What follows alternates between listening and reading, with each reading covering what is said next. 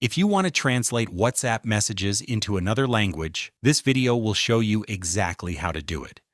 In this tutorial, I'll show you 2 different ways to translate WhatsApp messages, so make sure you follow my steps carefully.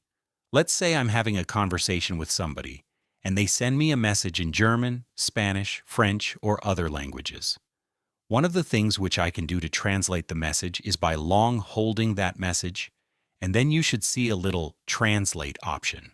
Click on that button, and your message will be translated. If you don't see that button yet, then go over to your Google Play Store or your App Store and then try and update WhatsApp, since that Translate option is a new feature which they are gradually rolling out. If you have that option, that's great, but if you don't, then I'll show you how to use the built-in translator of your phone. Let's say someone sent me this message in Spanish. I'll first long press and copy this message, then paste it. After that, make a selection of the whole message and these options will appear. Tap on the little arrow until you see the Translate option. When I click on it, the message will be translated and I can copy it or see what that person sent me. I can do the same exact thing if I need to send him a message in Spanish. And those are the 2 ways of translating our WhatsApp messages on iPhone or Android.